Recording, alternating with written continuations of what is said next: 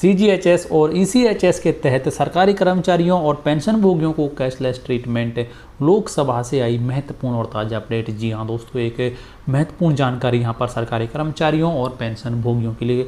जैसे कि सरकार ने केंद्रीय कर्मचारियों और पेंशनभोगियों के साथ साथ सैन्य कर्मियों के लिए भी सीजीएचएस जैसी ही ईसीएचएस सेवा की शुरुआत की हुई है और इसके तहत सरकारी कर्मचारियों को सरकार के द्वारा मेडिकल सुविधाएं उपलब्ध कराई जाती हैं। तो इसी के संबंध में स्वास्थ्य और परिवार कल्याण मंत्रालय के द्वारा लोकसभा में 2 दिसंबर 2021 को बेहद महत्वपूर्ण जानकारी दी गई है कि किस तरीके से सरकारी कर्मचारियों को सीजीएचएस और ईसीएचएस के तहत कैशलेस की सुविधा दी जा रही है।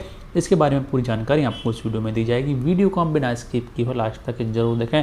दोस्तों, वीडियो में आगे बढ़ने से पहले आप सभी से हमारा अनुरोध है कि यदि अभी तक आपने चैनल सब्सक्राइब नहीं किया, चैनल को सब्सक्राइब कर लें, बेल आइकन प्रेस कर दें। कर्मचारियों और पेंशनभोगियों से जुड़ी हुई हर एक ताज़ा और ऑथेंटिक अपडेट सबसे पहले देखने के लिए दोस्तों यहाँ पर आपको बताना चाहेंगे कि सीजीएचएस और ईसीएचएस के तहत सरकारी कर्मचारियों को कैशलेस सुविधाएं दिए जाने के संबंध में श्री के सणगुम सुंदरम और श्री पी वेल्लू स्वामी जी के द्वारा प्रश्न पूछे गए थे कि क्या स्वास्थ्य और परिवार कल्याण मंत्री जी है बताने की कृपा करेंगे कि क्या सरकार को इस तथ्य की जानकारी है कि केंद्रीय सरकार की स्वास्थ्य योजना सीजीएचएस और भूतपूर्व सैनिक अंशदायी स्वास्थ्य योजना ईसीएचएस के तहत पैनलबद्ध कई निजी अस्पतालों ने उक्त स्वास्थ्य कार्यक्रम के लाभार्थियों को नकदी रहित सेवाएं निलंबित कर दी हैं। यदि हाँ, तो उससे जुड़ी हुई जानकारी क्या है और निजी तथा सरकारी दोनों अस्पतालों की लंबित राशि का ब्यौरा क्या है। इसके अलावा यहाँ पर प्रश्न पूछा गया था कि सरकार द्वारा लाभार्थियों को निर्बाध नकदी रहित सेवाएं सुनिश्चित कराने के लिए क्या कदम उठाए गए हैं। तो ये 3 प्रश्न यहाँ पर पूछे गए थे और इनका जवाब यहाँ पर स्वास्थ्य और कल्याण राज्य मंत्री डॉक्टर भारती प्रवीण पवार जी के द्वारा दिए गए, जो कि इस प्रकार हैं। तो यहाँ पर तीनों सवालों का जवाब एक साथ में दिया गया है और यहाँ पर कहा है कि केंद्र सरकार स्वास्थ्य योजना सीजीएचएस के तहत पैनलबद्ध वाले स्वास्थ्य परिचर्या संगठनों यानी कि एचसीओ को, जो कि पात्र सीजीएचएस लाभार्थियों को नकदी रहित सुविधाएं प्रदान करनी होती हैं। हालांकि ऐसी खबरें यहाँ पर आ रही हैं कि कुछ अस्पताल नकदी रहित सुविधाएं कर्मचारियों और पेंशनर्स को नहीं दे रहे हैं। जब भी ऐसे मामले सामने आते हैं तो उनके विरुद्ध उचित कार्रवाई की जाती है।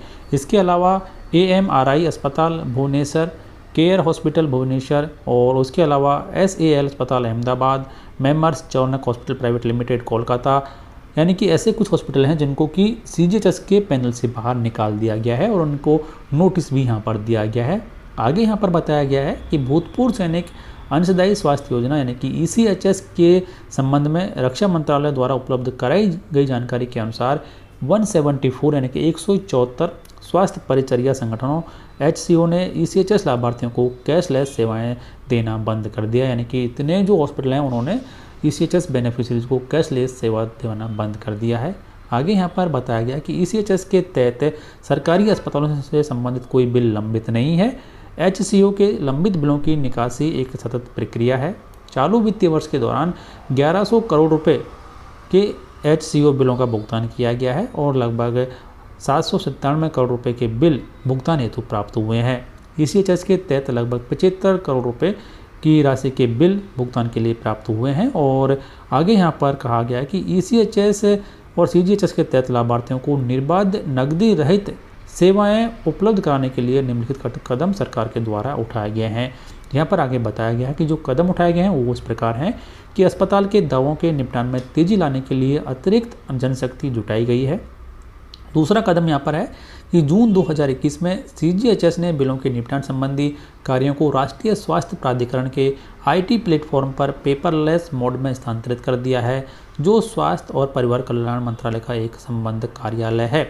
और आगे यहाँ पर बताया गया कि जैसा कि रक्षा मंत्रालय ने बताया, ईसीएचएस के तहत पैनल में शामिल अस्पतालों द्वारा बिलों के समय पर भुगतान के लिए निम्नलिखित कदम उठाए गए हैं, जो कि इस प्रकार हैं। पर्याप्त बजटीय सहायता का प्रावधान किया गया है। बिलों पर प्रभावी कार्रवाई करने और समय पर भुगतान करने के लिए सतत निगरानी हेतु आईटी समाधान का उपयोग किया गया है। और लास्ट में यहाँ पर कहा गया है कि सेवाओं से इनकार करने वालों के विकल्प के रूप में अतिरिक्त एचसीओ को पैनलबद्ध किया गया है। तो ये कुछ ऐसे यहाँ पर कदम है सरकार के द्वारा उठाए गए हैं कि जिसके तहत सरकारी कर्मचारियों और पेंशनभोगियों को सीजीएचएस और ईसीएचएस के तहत कैशलेस जो फैसिलिटी है वो मिल सके और सरकारी कर्मचारियों को कम से कम दिक्कतों का सामना करना पड़े। तो इसके बारे में आपकी राय कमेंट बॉक्स में लिखकर जरूर बताएं।